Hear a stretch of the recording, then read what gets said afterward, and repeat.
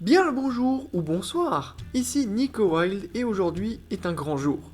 Aujourd'hui je frappe fort, puisque je vais parler d'un projet que j'entretiens en secret relatif depuis presque 2 ans maintenant, et sur lequel je me base de plus en plus pour mes vidéos.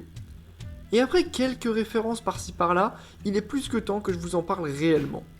Sans plus attendre, installez-vous confortablement et laissez-moi vous présenter mon projet fou.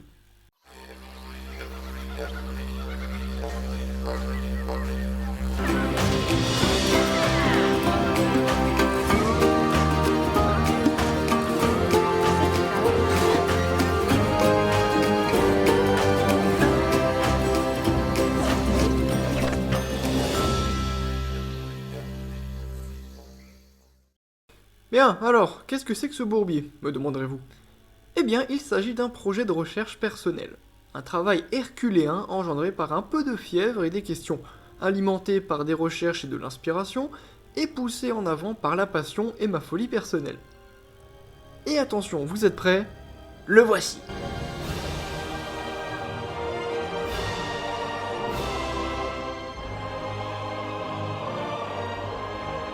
Impressionnant, hein? Tu rigoles? C'est juste une suite de cases rouges et cases vertes remplies de trous. Ok, laisse-moi expliquer. Il s'agit là d'un classement sur Excel répertoriant les différents paléomédias, leur type et leur date de sortie qu'on peut voir en haut en abscisse. Le code couleur est le suivant, jaune c'est pour les films, vert les séries, orange les documentaires, bleu les jeux vidéo et violet les œuvres littéraires. Certains me diront que ça ressemble beaucoup au travail de quelqu'un, ce qui est vrai et j'expliquerai plus tard pourquoi. Mais la différence principale, c'est que le mien se concentre sur les différentes espèces animales qui apparaissent dans les 10 médias, et rassemblées en ordonnée. On y retrouve le nom, le continent où il a été découvert, la période où il a vécu, et enfin le groupe auquel il appartient. Cette petite partie est un peu expérimentale, donc je me permets de l'ignorer pour aujourd'hui. Au croisement des lignes et des colonnes, je renseigne la présence ou non de l'espèce. Si elle y est, je mets un 1, ce qui colore automatiquement la case en vert. Si elle y est pas, je mets un 0, ce qui la colore automatiquement en rouge. Et si je suis pas sûr, je mets un X qui la colore automatiquement en jaune. Il fait ça surtout quand il hésite entre deux espèces différentes. Et pour tout compter, j'ai mis une fonction somme en bas pour compter dans un seul média, et au bout pour faire la somme d'occurrence de ladite espèce. Après, il y a quelques subtilités. Déjà, les cases entourées d'un liseré appartiennent à la même saga. Pour l'instant, j'ai que Jurassic Park et Le Monde Perdu, le livre, mais j'en ferai sûrement d'autres. Ensuite, les cases dorées au-dessus des médias indiquent une œuvre que je considère comme majeure. Très vite fait, un paléomédia devient majeur s'il a marqué son année, sa décennie, voire l'histoire des paléomédias tout entière. Bon, dans ce cas-là, ils sont que deux. Bref, un truc dont on parle, et qui a eu sa petite importance. Bon, ça reste une notion très relative dont j'aurai le plaisir de reparler une autre fois. J'ai, vers la fin, une petite cinquantaine de médias que j'appelle les annexes, à savoir des œuvres que je ne considère pas comme des paléomédias purs, mais dont le côté paléo est suffisamment développé pour que j'en parle. The Tycoon, LS Océan 3, Kung Fury, etc. Et enfin, il y a une colonne pour savoir si je l'ai dessiné ou pas. Alors, je me suis fixé quelques règles pour le remplir, déjà par convention, mais aussi et surtout pour me simplifier la vie. Car vous allez voir, c'est du sport ce truc. Numéro 1. Pas d'animaux montrés morts. Au vu du nombre ahurissant de fossiles parfois montrés et la difficulté d'identification derrière, ça fausserait les résultats, et c'est trop complexe, donc je préfère ne pas les compter. Numéro 2. Il faut que l'animal ait existé dans la vraie vie, pas inventé. Donc pas d'hybride, même si pour certains cas, ça frôle la limite. Ah, et pas trop de mutants non plus. Numéro 3, pas d'œuvre trop axée pâle ou, au contraire, pas assez. Commune avec l'autre classement, c'est vraiment une question de résultat et de simplification. Dans un sens, toute œuvre possède à un moment des espèces disparues, et si on devait les compter, ça fausserait trop les résultats. A l'inverse, les encyclopédies, livres vulgarisatoires pour les enfants, ou ceux faits par les paléontologues, ne comptent pas parce qu'on s'en sortirait plus. Il y en a 10 000 qui sortent par an, et on a nos limites. Et voilà, c'est franchement tout, et ces règles peuvent expliquer les différences entre mon tableau et celui qui a entraîné sa création. Ok, la première question que vous pourriez me poser, c'est... À quel moment t'as perdu la raison? Eh bien, c'est une bien belle histoire que je m'en vais vous conter. Il faut remonter jusqu'en 2024, avec un de mes amis de la Paléosphère, Valéoraptor. Pour l'Angers Geek Festival de mai, centré sur les années 90, il a commencé une liste des paléomédias de l'origine jusqu'à nos jours pour mettre en évidence la dinomania de cette époque, liste à laquelle j'ai déjà pu un peu participer. Il l'a ensuite monté sur une frise qui l'a amené à l'événement. Fort de son succès, il l'a reprise et augmentée pour le Festival de Paléopolis, se déroulant en août de la même année. Et c'est là qu'un petit gars coiffé d'un chapeau l'a vu pour la première fois de ses propres yeux. Je l'ai eu à côté de moi pendant tout l'événement, ce qui a occasionné moult discussions très intéressantes avec mes amis et le public. Et quand je suis rentré de Ghana, c'était avec plein de bons souvenirs et pas mal d'inspiration. Mais surtout avec un petit truc beaucoup moins sympa. Coincé dans mon lit pendant une semaine, j'ai eu une idée fiévreuse. Vous savez, le genre d'idées folles qui sont soit géniales, soit débiles. Et pour le coup, c'est les deux à la fois. Suite à une annonce d'un DLC de Jurassic World Evolution 2, je me suis dit combien il y a d'espèces présentes dans la saga Jurassic Park au total. J'ai donc ouvert l'anciennement redouté Excel et j'ai commencé un tableau, comprenant les films, les séries et les jeux de la saga Jurassic. J'en étais fier, j'étais content, mais là, j'ai eu un élan d'inspiration. Je me suis dit si j'étendais ça à d'autres médias non jurassiques. Et j'ai donc rajouté la saga Walking With, Prehistoric Planet, et quelques autres gros paléomédias. Puis après, je suis retourné sur le vieux drive de Valéo, qui m'avait filé pour l'aider, et je me suis dit si j'utilisais sa liste, à lui, pour augmenter la mienne, et j'ai continué ainsi. Ma liste grandissait bien, et quand j'en ai un peu parlé avec des gens, on m'a dit « Tu sais, Nico, il y a moyen de faire un vrai truc, genre une étude ou des stats, un truc sérieux, quoi. » À un moment, je lui ai dit « Tiens !» T'as raison. Et j'ai donc réorganisé tout ça pour faire un peu plus propre et lisible. Pas assez, mais j'y travaille, t'inquiète pas.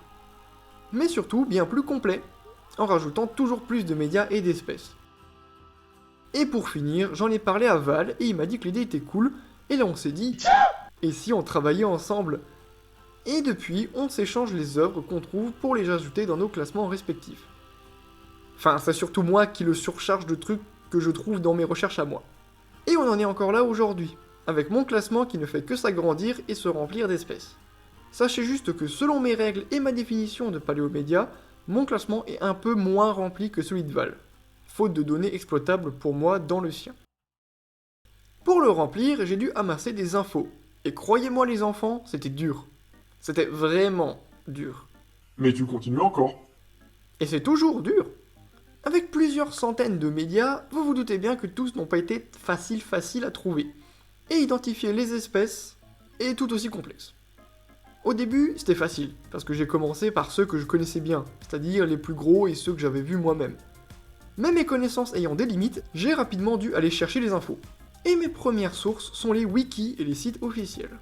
Alors oui, j'ai utilisé Wikipédia, loin d'être une si mauvaise source d'ailleurs. Et ensuite, j'ai dû écumer tout le net à la recherche de la moindre info officielle. Et donc ça passe par des vidéos d'interviews, du catalogage DeviantArt, à carrément scroller sur Twitter à la recherche de la moindre goutte d'information. Si aucune source officielle n'existe, je suis passé sur des sources moins officielles, c'est-à-dire les fans. L'avantage, c'est que les fans sont nombreux et exhaustifs, notamment sur les wiki fandom, couvrant énormément de sujets. L'inconvénient, ils ont aussi tendance à inventer des trucs ou à en oublier d'autres. Donc difficile de démêler le vrai du faux. Je tiens tout de même à saluer le site PaléoGG, source précieuse et fiable qui m'a bien servi. Mais parfois, il arrive que même les fans ne trouvent rien. Du coup, j'ai fait le seul truc à peu près raisonnable à faire, j'ai commencé à regarder les films. Il m'a fallu visionner, lire ou jouer à certains paléomédias obscurs pour en trouver les infos. Et je dois dire que c'est assez positif, vu que ça m'a permis d'en découvrir certains et de parfaire ma culture. Par contre, si les films et les séries ont été relativement faciles à trouver et regarder, encore que, pour les jeux et les livres, c'est pas pareil du tout. Pour les premiers, ça allait encore grâce à YouTube, mais pour les bouquins, il y a tellement peu d'infos sur internet, c'est un cauchemar. Et c'est pourquoi il m'arrive de faire des expéditions en ville et d'arpenter les librairies et supermarchés à la recherche de livres de pales à feuilleter. Donc si vous voyez un mec bizarre à la Fnac avec un sac à dos, debout, un livre dans une main et son téléphone dans l'autre, il y a des chances que ce soit moi en recherche scientifique. Juste, s'il vous plaît, n'allez pas aborder tous les chelous dans les librairies, c'est pas forcément nous. L'autre problème de cette technique du visionnage, c'est que je dois beaucoup interpréter, ce qui falsifie un peu les résultats. Mais des fois, on fait avec ce qu'on a, et là, j'ai déjà pas grand chose. Et même si là, ça rate, non, là, j'abandonne. Enfin, jusqu'à ce que je trouve une autre opportunité. Ce qui explique les croix et les colonnes blanches. Ok, c'est cool, Nico, mais ça sert à quoi ton truc? Très bonne question. Quand j'ai commencé, je l'ai fait parce que je me suis dit que ça serait rigolo. Et qu'il fallait bien m'occuper pendant que j'étais léthargique dans mon lit. Mais après, j'ai pu en trouver plusieurs utilités. Déjà, ça m'a permis de me familiariser avec un outil que j'ai toujours redouté, Excel. Contrairement à ce que mon temps d'écran pourrait indiquer, je suis loin d'être bon en informatique. Et Excel faisait partie de mes hantises. Mais depuis que je classe, je suis beaucoup plus familier avec lui. Ce qui, en retour, est bénéfique pour mes études de bio, vu qu'on utilise Excel assez souvent. Ensuite, comme je l'ai dit, ça me permet de découvrir de nouvelles œuvres qui parfois peuvent être sympas. J'ai par exemple pu découvrir l'univers de Rahan, grosse série de BD française, adaptée en 2 séries que j'ai pu voir et grandement appréciée. Toutes les 2. Ça me permet également d'accumuler des infos pour les vidéos, notamment les musées des icônes, mais aussi les Paleo Landscape et les Wild Plays, et si vous faites gaffe, j'ai pu glisser certaines allusions à mon classement lors des dernières vidéos de PAL. Mais surtout, ce qu'il me permet de faire, c'est des stats. Quelle année a le plus de médias? Quelles sont les grosses vagues de médias? Quelles espèces sont les plus représentées? En quelle proportion? Et dans quels médias? Quel média a le plus d'espèces? Toutes ces interrogations et plus encore trouvent des réponses dans le tableur, et dans la vidéo que j'ai mis juste avant. Mais c'est ici que je dois faire une clarification importante. Ce classement n'est qu'un échantillonnage grossier et incomplet qui ne dévoile pas tout. On n'a pas tout trouvé ni recensé, et il reste pas mal de boulot. C'est pourquoi je vous enjoins également à nous aider. Donc si vous connaissez des paléomédias même ultra obscurs, je vous invite à le partager en commentaire. Avec les espèces, si possible, c'est mieux pour moi. Mais ça reste quand même un travail de titan, et qui avance à son rythme. Pourquoi? Eh bien parce qu'il s'agit d'un travail rigolo qu'on fait en parallèle de notre vie juste pour le fun. Val a un travail, moi j'ai mes études, et on a tous les deux d'autres choses à faire que de classer toute la journée. Mais ne vous en faites pas, je travaille toujours dessus d'arrache-pied, quand j'ai le temps, et surtout l'envie, afin de pouvoir vous fournir un truc de qualité. Alors du coup, vous en pensez quoi? Ouais, c'est pas mal. Et du coup, t'as des trucs à raconter dessus? Tout à fait.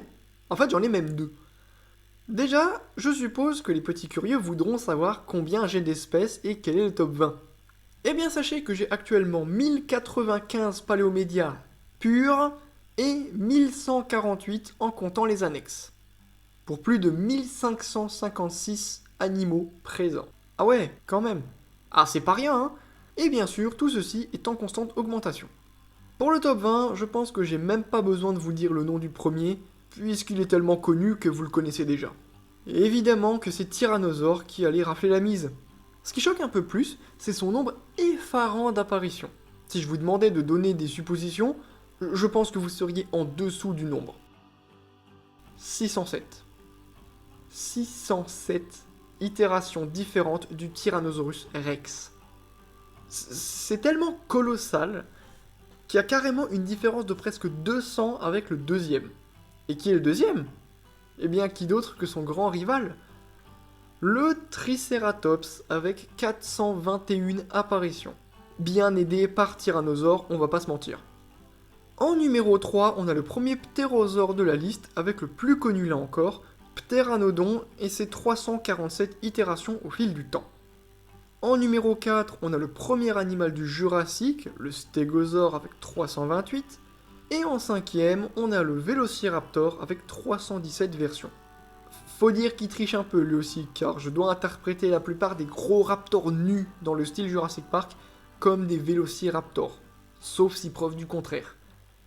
Mais au moins, c'est une belle illustration de l'effet boule de neige de sa popularité. La suite du top 20 est surtout composée d'autres grands noms synonymes des termes dinosaures ou très associés à la paléontologie en général.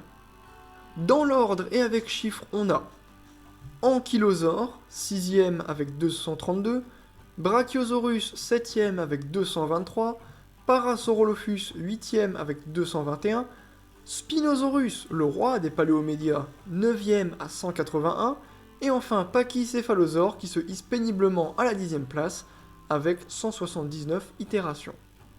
Vous remarquerez que l'écart commence à se réduire, et ça ira pas en s'arrangeant. Pour la suite, on a Allosaurus, 11ème à 178, Mammouth laineux, premier Cénozoïque, 12ème à 174, Smilodon, 13ème à 163, Iguanodon, 14ème à 158, surprenamment Quetzalcoatlus, 15ème à 142, je m'attendais à ce qu'il soit plus bas que Dimorphodon en tout cas, qui lui aussi est vraiment très bas, les ptérosaures c'est une dinguerie. Dilophosaure, 16ème avec 141, Compsognathus, 17ème à 138, Apatosaure en 18ème à 126, Diplodocus, 19ème à 121, et enfin Styracosaurus, 20ème avec 115 itérations. Bravo à lui. Voilà, ceux-là, c'est ceux qui ne bougent pas. Enfin, pas trop, mis à part se doubler de temps en temps, on garde à peu près le même classement. Pourquoi ? Notamment car il y a un certain écart entre eux. Dans les sous-tiers, par contre, c'est le Far West. Il suffit généralement de quelques trucs un peu niches pour que tout soit réorganisé, ou pour que de nouvelles espèces apparaissent et viennent s'agglutiner dans le mur de 1 au fond de mon classeur. Le deuxième truc dont je voulais parler, c'est un récap paléomédiatique de l'année 2025, la première année que j'ai entièrement recensée, pendant qu'elle s'écoule. Donc c'est parti. 2025 a globalement été une bonne année, voire une année majeure pour les paléomédias. Il en est sorti 37 nouveaux, et de grosses mises à jour et développements ont été accordés à d'autres plus anciens. Parmi toutes ces sorties, on peut compter 6 grandes œuvres majeures, 2 films, 2 documentaires et 2 jeux vidéo. Le principal événement de l'année, ça reste bien sûr la sortie de Jurassic World Rebirth, 7ème film de la saga Jurassic, qui a bien fait parler de lui cet été. Si vous voulez mon avis dessus, sachez que je l'ai vraiment bien aimé, ça fait du bien d'avoir quelque chose de frais.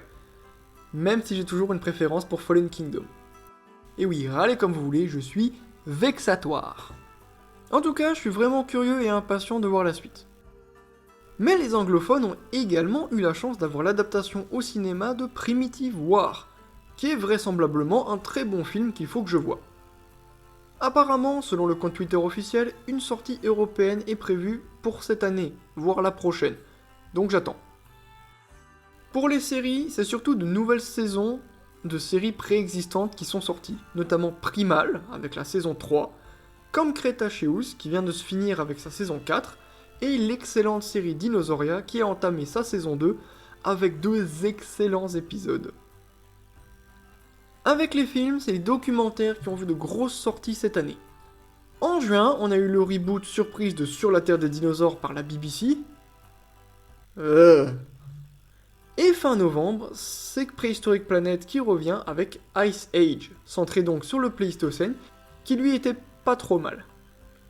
Et les dernières grandes œuvres de cette année sont des jeux vidéo, en l'occurrence Jurassic World Evolution 3, le dernier opus en date, qui a reçu son premier DLC début décembre, et enfin Ferocious, un FPS légèrement horrifique s'inspirant de Turok. Et on mentionnera également les grosses mises à jour de Prehistoric Kingdom et Prior Extinction, mais ça c'est juste parce qu'on est biaisé. Niveau espèces, on a un bon mix de grands classiques et de parfaits inconnus, dont un certain nombre sont nouveaux, issus surtout de Prehistoric Planet. Sans surprise, c'est encore le Rex qui a eu le droit à plus, avec 20 nouvelles additions cette année, suivi du Vélociraptor et du Triceratops, sans aucune surprise. Alors, sachez que sur internet, certains ont appelé 2025 l'année du Spinosaure, au vu du nombre d'itérations de l'animal. Eh bien sachez qu'il y en a eu 10 nouveaux cette année, ce qui est haut, certes, au point de placer le Spino comme 4ème animal le plus présent cette année, mais c'est même pas son record. Ce dernier est de 12 et a été atteint en 2015 avec des grosses œuvres comme Ark, The Isle, Primal Carnage, sans mentionner les projets Jurassic World. Cette appellation vient probablement du fait que la plupart des apparitions 2025 sont dans les grands médias, et effectivement, il apparaît dans 4 des 6 médias majeurs, à savoir Primitive War, Walking with Dinosaurs, Jurassic World Rebirth et Jurassic World Evolution 3. Donc il est peut-être pas apparu plus souvent, mais on l'a au moins beaucoup vu cette année. Au passage, certains disent déjà que 2026 sera la 2e année du Spino, ou l'année de l'Allosaure aussi, vu qu'il a reçu un petit peu de trucs récemment.